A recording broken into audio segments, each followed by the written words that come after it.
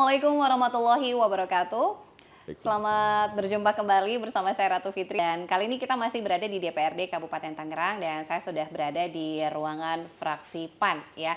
Dan sudah bersama kita yaitu Bapak Tasripin SE, Wakil Ketua dari Komisi 2. Kita sapa dulu. Assalamualaikum warahmatullahi wabarakatuh. Waalaikumsalam warahmatullahi wabarakatuh. Apa kabar Pak Dewan? Sehat, alhamdulillah. Sambil menunggu rapat paripurna nih, Ya, sidang betul, paripurna betul, ya betul, bentar betul. lagi. Ada pembahasan apa nih untuk hari ini jadwal agendanya Pak? Paripurna APBD perubahan sama paripurna aset.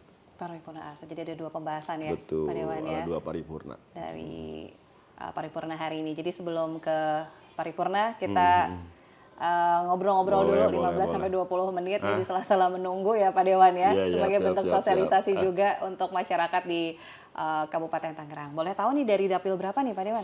Dari daerah pemilihan 1. Dapil 1 ya.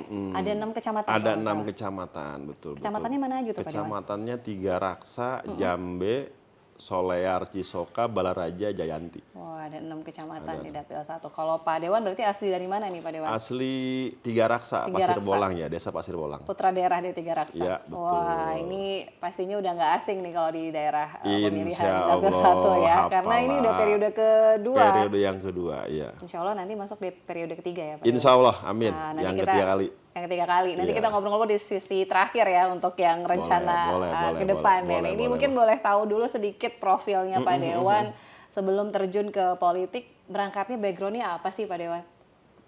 Kalau berangkat dari awal, ya, pertama memang kita ya orang pergerakan lah, baik pergerakan di ormas, di buruh juga, di Aktif ya? di Iya. kepemudaan juga, ya lumayan aktif. Berarti aktif di beberapa organisasi ya? Lumayan banyak, termasuk di pencaksilat juga. Jadi semuanya udah semua Iya, dimasukin ya Pak Dewan ya? semua organisasi baik ormas, OKP ataupun ya organisasi kemasyarakatan kita pernah. Jadi bertemu dengan banyak karakter orang tuh sudah Ya, hafal kayaknya ya Pak Dewan ya? sudah terbiasa lah gitu. Sudah terbiasa menghadapi berbagai macam situasi ya, gitu Pak lah. Dewan ya. Dan aktivis otomatis ini sudah harus selalu tampil begitu ya Pak Dewan ya? Biasa suka ngedemo, sekarang kita di demo. Jadi berbeda ini Iya. ya Pak Dewan ya. Dulu kita ngedemo, gitu. Sekarang di demo, jadi udah biasa. Jadi sama-sama sudah mengalami masa-masa Iya. itu ya Pak Dewan ya. Tapi ini menarik, tadinya aktivis kemudian akhirnya jatuh cinta ke politik gitu. Awalnya gimana tuh Pak Dewan? Ya karena yang namanya di aktivis pasti kaitan erat dengan politik. Betul. Ya otomatis. Jadi yang namanya kita dulu di organisasi kemasyarakatan atau kepemudaan, ya karena seringkali berjumpa dengan orang-orang politik, dan kebetulan kita pada saat musim reformasi ya Iya. 98, ya di situ kita ya tertarik dengan figur pendongkrak reformasinya ya. Kebetulan bikin parpol ya kita gabung. Wah, jadi dari awal nggak pernah ganti-ganti nih? Enggak. Setia ya? Istiqomah di PAN. Di PAN ya. Istiqomah di PAN. Alhamdulillah. Nah ini tentunya nggak ada proses yang adaptasi yang susah berarti ya? Enggak. Jadi memang langsung pada saat terjun ke politik kemudian Iya. tadi ya Iya, langsung bisa mengetahui dan betul. adaptasinya juga nggak Betul, begitu betul. susah. Kemudian kalau dari keluarga ada background politik juga atau memang baru Pak Dewan yang terjun? Kalau keluarga nggak ada. Orang tua saya wira swasta. Dari orang tua, dari kakek juga memang orang wira swasta Iya. gitu. Ya memang dari Iya. Pak Dewan inilah akhirnya ada yang Iya, terjun betul. ke politik. Tapi dukungannya gimana? Karena kan tadi berbeda ya background dari Iya. keluarga, belum ada yang politik. Betul. Kemudian pas Pak Dewan memutuskan untuk terjun ke politik, seperti apa dukungan dari Kalau keluarga? dukungan dari keluarga sih tidak pernah melarang atau gimana sepanjang memang itu tujuannya baik. Terus apalagi kita banyak bertemu dengan masyarakat, support lah. Apalagi menjadi perpanjangan tangan ya masyarakat, Ya, terutama yang menyerap itulah. aspirasi. Yang biasa kita teriak di luar sekarang di dalam. Sekarang, kan? sekarang harus disampaikan ya, Iya, harus direalisasikan ke betul, OPD betul, terkait betul, atau betul. ke lembaga terkait. Nah ngomongin soal penyerapan aspirasi ini di Dapil 1 ya, tadi kan ada 6 kecamatan. Betul. Pada saat reses, kunjungan, kemudian juga mungkin ada yang mungkin datang juga ke rumah mungkin Oh ya. pasti. Hampir tiap hari. Hampir tiap hari, Sabtu Apalagi nih. sekarang nih tahun politik. Oh. Iya. Jadi rame temu terus ya Pak ya. Otomatis tiap hari itu pasti ada yang ke rumah. Nggak pernah sepi ya. Dengan berbagai macam ya dalam tanda petik persoalan ya, kepentingan dan lain-lain betul ya. lah, betul. Apa sih yang biasanya mungkin yang umum nih terkait dengan pembangunan yang menjadi aspirasi terutama masyarakat apa biasanya? Daerah pemilihan satu kan sekarang lagi tumbuh maraknya perumahan-perumahan. Nah, perumahan yang ada daerah pemilihan satu kan boleh katakan perumahan menengah ke bawah. Yang tentunya mereka kan terkendalanya dari aspek pembangunan pasos-pasumnya. Nah, di situ kita coba masuk ke wilayah perumahan untuk membantu bagaimana agar pasos-pasumnya pemerintah juga turut campur di sana. Dialihkan ke Pemkab gitu Ya, ya. rata-rata yang namanya perumahan menengah ke bawah kan pasos-pasumnya setelah diserahkan terbengkalai. Iya. Otomatis menjadi pekerjaan pemerintah daerah. Ya disitulah kita masuk bagaimana agar perumahan itu bisa mengakses pembangunan juga. Iya. Begitu. Jadi agar fasilitas masyarakat terutama akses jalannya pun juga Ya, jalan drainase ataupun ruang terbuka hijaunya banyak. fasilitas-fasilitas umumnya ya. Pasos-pasumnya gitu ya. Nah mungkin banyak juga yang terkendala karena developernya nggak tahu kemana, mungkin Ya, ditinggalkan begitu saja begitu ya Pak Dewan? Ada satu perumahan di daerah pemilihan satu ini yang pengembangnya itu ya sudah nggak jelas sih kemana. Ya kan kita punya aturan kan, aturan kita bahwa ada ketika memang pengembangnya sudah tidak jelas, pasos-pasumnya belum diserahkan, pemerintah daerah itu bisa mengambil alih secara sepihak. Nah, itu kan ada aturannya. Betul ya. Jadi sudah bisa langsung diambil alih oleh boleh, Pemkab ya betul. dalam hal ini. Wah, ini terutama yang mungkin menjadi aspirasi atau yang sering disampaikan ya dari masyarakat di Dapil 1. Betul. Nah, kemudian untuk mitra kerja Komisi 2 lumayan cukup banyak ya? Banyak, ada 17 OPD. Wah. Ada 17 OPD. 17 OPD dan lebih concern ke Kesra dan perekonomian ya Pak Dewan? Betul. Pokoknya Komisi 2 itu komisinya yang tidak berbau dengan besi dan semen. Jadi langsung bersentuhan dengan kesejahteraan rakyat ya. Dengan perut orang lah. Betul. Ini yang memang sangat dibutuhkan. Apalagi tadi mitra kerjanya ada 17 ya. 17 OPD. Sejauh ini sudah sisa masa jabatan tinggal hitungan hari ya Pak Dewan ya. Ya, tinggal hitungan bulan lah. Kalau masih kurang lebih sampai September 2024, masih 1 tahun lah. Masih 1 tahun. Nah ini hitungannya jika RPJMD Pak Bupati kan memang sudah selesai tahun ini. Alhamdulillah ya. Realisasinya pun juga memuaskan begitu bisa dibilang ya Pak Dewan ya. Sangat bagus lah. Jadi take off-nya bagus, landing-nya pun harus bagus. Betul. Tinggal bagaimana nanti penerusnya melanjutkan ya. Terkait dengan beberapa PR dan juga capaian-capaian yang belum terwujud. Nah, kalau dari segi mitra kerja OPD ada 17 tadi, mungkin kita hitungnya di 2023 dulu. Sisa 3 bulan lagi nih Pak Dewan ya. Ada catatan khusus mungkin dari fungsi monitoring mungkin dari Dewan sendiri ke OPD seperti apa nih Pak Dewan? Yang paling penting itu kan dari sektor kesehatan ya. Kita alhamdulillah tahun ini punya 4 rumah sakit yang sebentar lagi peresmiannya juga akan dilakukan oleh Pak Bupati. Rumah sakit 3 Raksa. Ya, kita harapannya dari sektor kesehatan, jadi kita tidak mau lagi ada masyarakat Kabupaten Tangerang itu susah untuk mengakses kesehatan. Itu yang paling terpenting karena memang pondasi dasar kita bermasyarakat kan harus dari sisi kesehatannya dulu. Betul. Oke, ini mudah-mudahan dengan adanya pembangunan rumah sakit baru bisa mengcover dari segi jarak, akses dan layanan kesehatan. Insya Allah. Jadi yang kabupaten ini kan cukup luas, ada 29 kecamatan kan ya. Tidak butuh 1-2 rumah sakit. Sekarang alhamdulillah Kabupaten Tangerang itu punya 4. Saya pikir ya cukup mumpuni lah. Betul. Ini mudah-mudahan bisa mengakomodir, mengcover sebagian masyarakat yang sebelumnya aksesnya mungkin jarak dan lain sebagainya ya. Mudah-mudahan ini bisa cepat beroperasi karena sudah rampung ya Pak Dewan ya. Ditambah alhamdulillah kita juga puskesmas kita lumayan banyak, ada 44 puskesmas. Apalagi sudah BLUD semua. Insya Allah sisi kesehatan tidak menjadi terlalu bermasalah di Kabupaten Tangerang. Nah, kalau dari segi ini kan juga salah satu mitra kerjanya di Komisi 2 Tenaga Kerja. Betul. Nah, ini seperti apa nih Pak Dewan? Ini kan Kabupaten Tangerang dikenal dengan kawasan industri. Iya. Penyerapan tenaga kerjanya seperti apa Pak Dewan? Nah, ini memang problematiknya tenaga kerja di kita karena kita terkenal dengan kota 1000 industri. Sementara kewenangan mendasar pun ada di provinsi. Nah, kita kabupaten itu kebagiannya ke bagian getahnya saja. Permasalahan-permasalahan tenaga kerja larinya pasti kabupaten. Sementara fungsi pengawasan terhadap perusahaan kan adanya di provinsi. Kaitan dengan rekrutmen tenaga kerja pun sekarang kan kita sangatlah paham bahwa di daerah-daerah itu ataupun di kawasan-kawasan tertentu itu kita sulit untuk menembus ke perusahaan-perusahaan karena memang dalam tanda petik ada oknum raja kecil gitu. Itu yang mungkin menjadi kendala ya. Ya, kendala luar biasa. Kita sudah komunikasi dengan Dinas Tenaga Kerja, juga sudah pernah berkirim surat pemerintah daerah kepada perusahaan agar paling tidak dinas ini difungsikan agar ketika masyarakat membuat kartu semacam kartu kuning ya, pencari kerja itu mereka juga bisa difasilitasi untuk penempatan tenaga kerjanya gitu. Kita harapkan kita ke arah sana gitu. Ya, terutama untuk putra daerah ya yang paling diprioritaskan yang gitu, pasti yang sudah ber-KTP kabupaten lah gitu.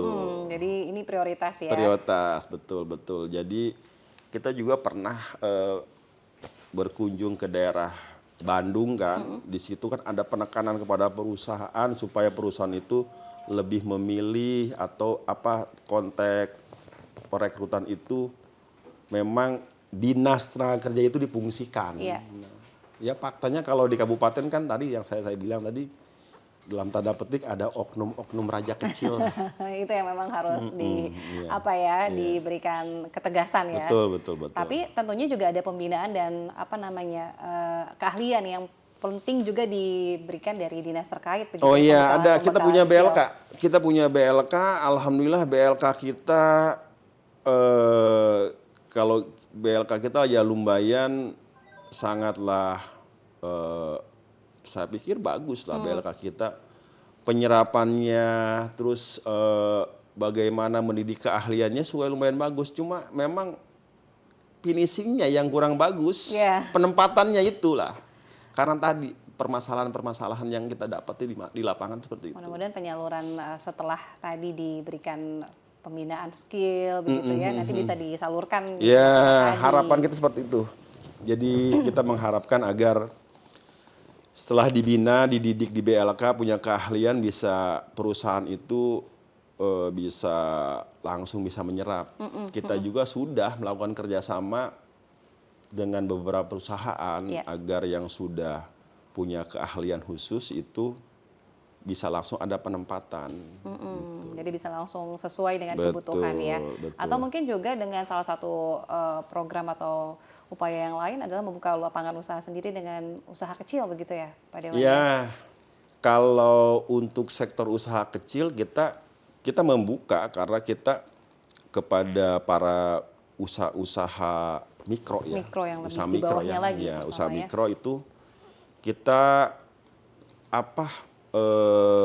pirantinya sudah kita siapkan. Kita punya LKM, punya UPDB agar para usaha mikro itu bisa mendapatkan akses permodalan. Iya. Kita sudah siapkan. Jadi insya Allah kabupaten ketika memang masyarakat di kita memang punya usaha mikro, kesulitan permodalan, Kabupaten Tangerang itu ya sudah sangat menyiapkan lah. Kita punya LKM, punya UPDB, kalau skala besarnya kita punya BPR, nggak ada masalah buat permodalan. Ya. Nggak ada masalah. Jadi kalau misalkan tidak terserap di dunia industri, bisa membuka lapangan usaha mikro mungkin ya dari awal. Bisa.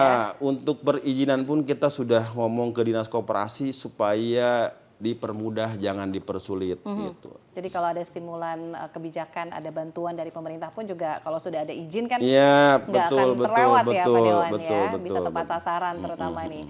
Nah, kalau dari segi pendidikan, ini juga salah satu mitra kerja di Komisi 2. Seperti apa melihat gambaran pendidikan di Kabupaten Tangerang? Pendidikan kita, ya kita sudah tahu lah bahwa di Provinsi Banten itu kalau bicara standar, bahwa kita kan baru wajib belajar kita baru 8,9 tahun ya.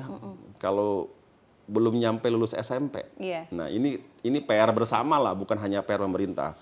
pemerintah sudah mencoba agar bagaimana caranya. Pertama itu Kabupaten Tangerang jangan sampai ada masyarakatnya yang buta aksara. Ya. Itu. Makanya kita selalu bicara kepada Dinas Perpustakaan pun agar di tiap desa itu ada perpustakaan, paling tidak minat baca kita jangan sampai rendah. Betul. Ya, itu. Perda kita sudah ada agar masing-masing desa juga di dana desanya bisa ada perpustakaan minimalnya supaya bisa melek baca. Betul. Nah, kan terus ya di Dinas Pendidikan kita mengharapkan agar partisipasi masyarakat itu kita kalau seandainya di sekolah-sekolah SMP negeri kita kan boleh dikatakan sudah di tiap kecamatan hampir merata. Sektor swasta pun banyak. Nah, ya mungkin terkadang kan kalau khususnya wilayah Kabupaten Tangerang ini kan kita tidak rendahnya pendidikan itu kita 8,9 tahun itu belum nyampe lulus SMP. Bukan hanya karena memang mereka malas belajar atau malas sekolah, karena di kita juga kan ada yang pendidikan non formal, yang namanya pondok pesantren. Betul, banyak juga kan ke arah sana. Betul, gitu. betul. Yang penting tidak apa namanya tadi ya buta Iya, aksara, iya, fasilitas betul, dan pilihan betul, itu betul. bisa disediakan begitu. Betul sekali. Iya. Nah ini tahun depan sudah mulai tahun politik nih Pak Dewan. Setelah tadi kita ngobrolin terkait dengan mitra kerja, nah ini tentunya ada target-target khusus ya, baik itu secara target personal maupun juga target dari partai. Seperti apa nih Pak Dewan di 2024, tinggal hitungan beberapa bulan lagi nih Pak Dewan. Ada target khusus mungkin dari partai dan juga personal? Kalau dari partai kan PAN itu saya semenjak menjabat anggota DPRD tahun 2014 dan 2019 PAN kan kursinya baru 4 di Kabupaten Tangerang. Nah, ketua DPD sekarang dan juga dari arahan dari pimpinan pusat bagaimana caranya agar paling tidak dari 6 dapil ini terisi semua. Minimalnya 6 kursi. Target kita kan 7 kursi. Kita nggak muluk-muluk lah. Nggak muluk-muluk, 6 kursi harus tercapai. Ya syukur bisa 7. Karena kita mengharapkan agar PAN di tahun 2024 ini bisa menjadi partai papan atas dan bisa jadi pimpinan DPRD. Harapannya begitu. Nggak muluk-muluk tapi ya mudah-mudahan tercapai ya Pak Dewan. Amin. Itu target partai. Partai. Kemudian kalau untuk personal seperti apa 2024? Yang pasti jadi lagi. Di mana Pak Yang Dewan? pasti harus jadi lagi. Saya masih di daerah pemilihan 1, masih nyalon di kabupaten masih juga. Setia di sini. Masih karena ya arahan partai supaya daerah pemilihan 1 ya tetap ada kursinya. Sehingga saya ya masih istiqomah. Insya Allah ya. Nanti di periode berikutnya berarti periode ketiga ya masih setia di Kabupaten Tangerang. Nah ini tentunya juga banyak harapan terkait dengan Kabupaten Tangerang ke depannya. Apa sih Pak Dewan harapan untuk Kabupaten Tangerang ke depan? Iya, kalau harapan tentunya kita mengharapkan bahwa Kabupaten Tangerang harus jauh lebih semakin baik ya. Hal-hal yang memang sudah baik pada saat pemimpinan Pak Jaki ya bisa diteruskan, hal-hal yang kurang ya tentunya bisa kita perbaiki bersama-sama baik dari eksekutif dan legislatif serta pemerintah atas masyarakat juga. APBD kita tinggi, masyarakat kita pun sangatlah majemuk. Tentu harus pengelolaan sistem APBD ini harus benar-benar harus dipegang oleh orang yang paham dan mengerti itu. Mudah-mudahan bisa dilanjutkan lagi dengan penerusnya berikutnya. Ya, gitu harus yang paham dan mengerti. Ya. Betul. Mudah-mudahan nanti di 2024 hitungan bulan ya, ya Pak Dewan betul, ya. Betul. Terakhir nih mungkin Pak Dewan, apa yang ingin disampaikan untuk masyarakat Kabupaten Tangerang yang menyaksikan tayangan ini? Terakhir mungkin, silakan. Ya, saya selaku anggota DPRD sangat mengharapkan kepada masyarakat Kabupaten Tangerang, apalagi ini tahun politik, agar perbedaan pilihan, perbedaan partai tidak menjadikan Kabupaten Tangerang ini perpecahan.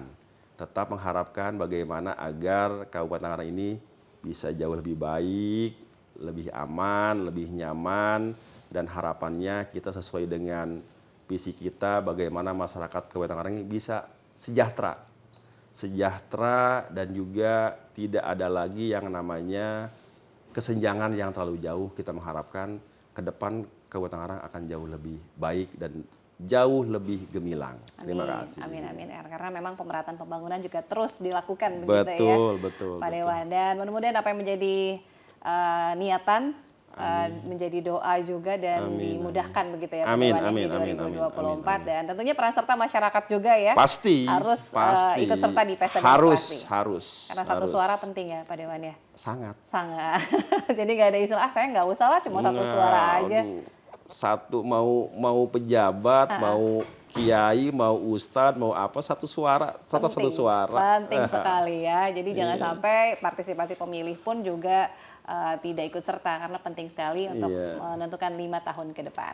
Betul. Sekali lagi terima kasih banyak Pak Tasrif PDSE, Wakil Ketua dari Komisi 2 dari fraksi PAN. Mudah-mudahan diberikan kesehatan dan kelancaran. Tuntas sudah kebersamaan kita di episode kali ini. Terima kasih banyak atas kebersamaannya. Mewakili kru yang bertugas mengucapkan terima kasih. Wassalamualaikum warahmatullahi wabarakatuh.